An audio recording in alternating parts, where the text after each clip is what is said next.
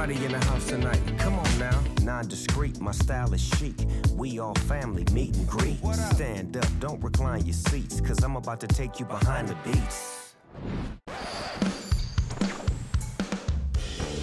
Écoute ça, le grunge a forgé mon identité. Waouh, on dirait que Tame Impala a un faible pour les 90s. C'est clair, Tame Impala doit beaucoup au grunge. Et à une bande de mecs de Seattle aux cheveux sales et aux chemises de bûcheron. Très drôle.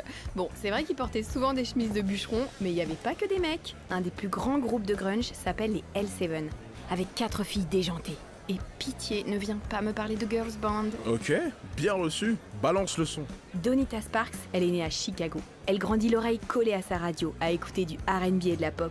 Mais un jour, sa grande sœur ramène à la maison le disque d'un groupe qui va complètement changer sa vie. Les Ramones, les pionniers du punk américain. Très stylé la sœur. Ouais, et Donita a 16 ans quand elle assiste à son premier concert des Ramones, son nouveau groupe préféré. Originaire du Queens à New York, ces gars-là sont des vrais punks. Ils misent à fond sur l'énergie et la sincérité plutôt que sur leur look.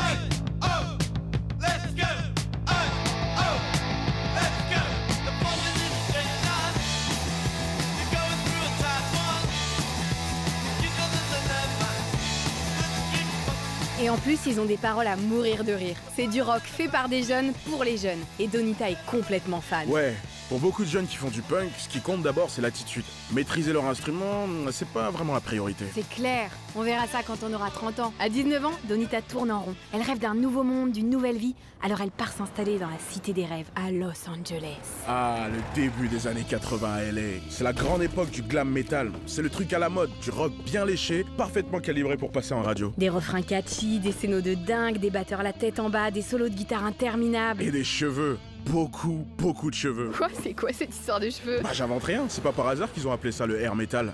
C'est vrai, de Motley Crue à Def Leppard en passant par Guns N' Roses, tous jouent dans les clubs de Sunset Strip, où ils se font remarquer par leur dégaine pas possible et leur vie destroy.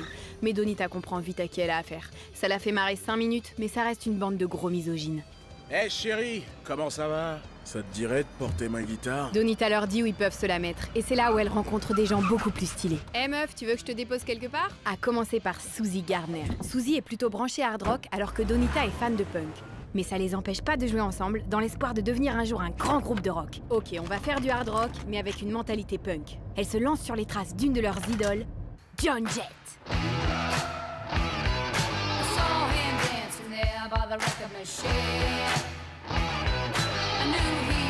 Joan Jett, trop cool, la boss. Tu dis ça comme tu dirais le boss pour Springsteen? Ouais, bien sûr. J'adore. Joan Jett fait du hard rock pur et dur, avec une attitude qui force le respect. À elle seule, elle réussit à démonter l'idée que le rock est un truc de mec.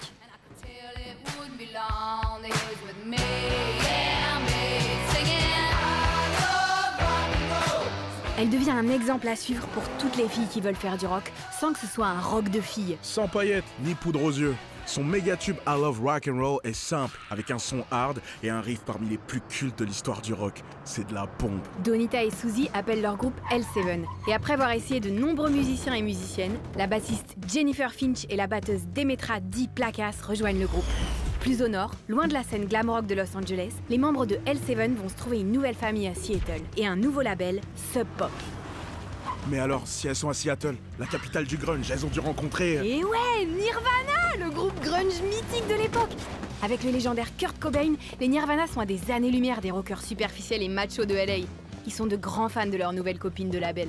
Les L7 vont vite faire partie de la scène de Seattle.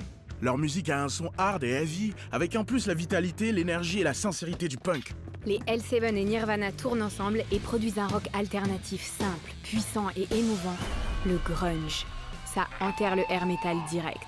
Chacun ses goûts.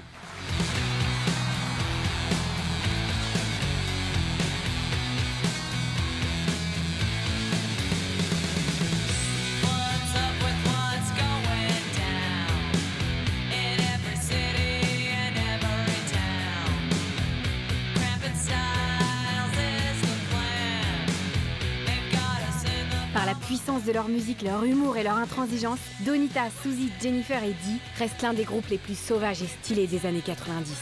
Et particulièrement sur scène. Leur rêve d'être reconnus tout simplement comme un groupe de rock Et pas juste un groupe de filles. se réalise au-delà de leurs espérances. Le grunge explose dans le monde entier. La superficialité du glam des années 80 est balayée par une nouvelle génération de musiciens plus sincères, même si désabusés. Les L7 ont ouvert la voie aux Donas, à Veruca Salt, Sleater-Kinney. Et aussi Tame Impala. À côté de ça, les L7 s'engagent. En 91, elles organisent Rock for Choice, une tournée au profit du mouvement pour le droit à l'avortement, à laquelle participent leurs amis Nirvana, Hole, Red Hot Chili Peppers, Pearl Jam, mais aussi La boss, Joan Jett. Parce que la musique, c'est vraiment une grande famille.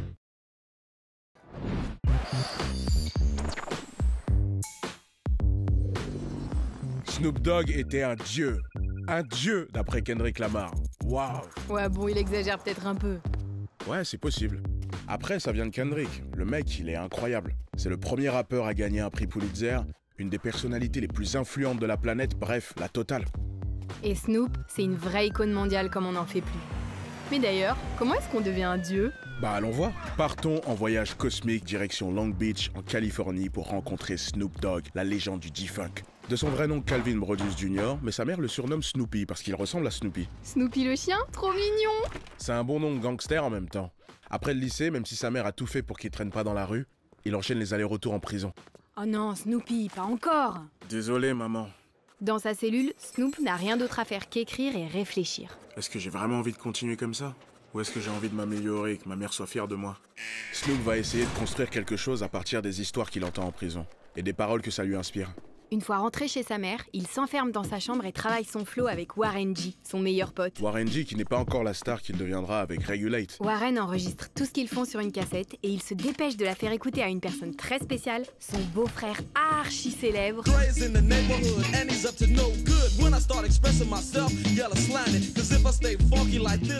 Dre, de NWA, un des groupes de hip-hop les plus importants de tous les temps.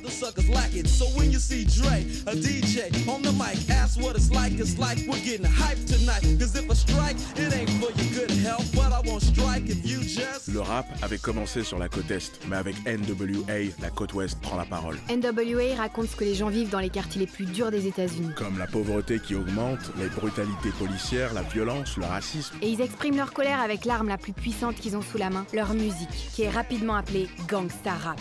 Mais après des années à défrayer la chronique avec des tubes aux paroles brutes, rebelles et quasi révolutionnaires, NWA est miné par les querelles internes. Et le groupe se sépare. Dr. Dre se retrouve seul aux commandes. Il a des instrus, mais il lui manque un MC avec un nouveau flow. Vous êtes qui, vous? Qu'est-ce que vous voulez? Mon fils vend plus de drogue!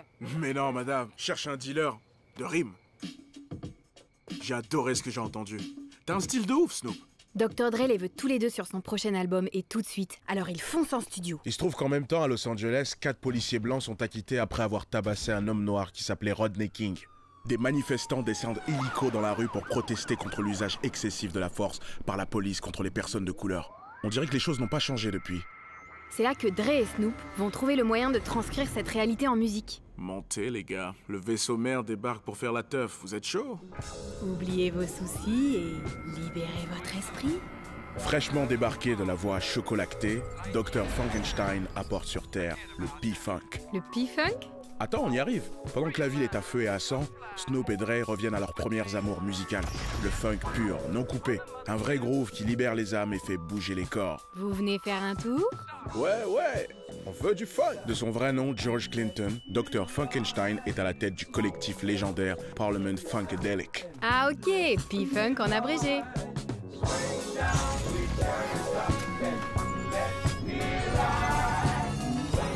Leur morceau Mothership Connection est inspiré du spiritual afro-américain Swing Low, Sweet Chariot, une chanson qui raconte en sous-texte la fuite des esclaves le long du chemin de fer clandestin. Parliament considère qu'ils ont pour mission de sauver l'humanité qui déprime dans un enfer sans funk.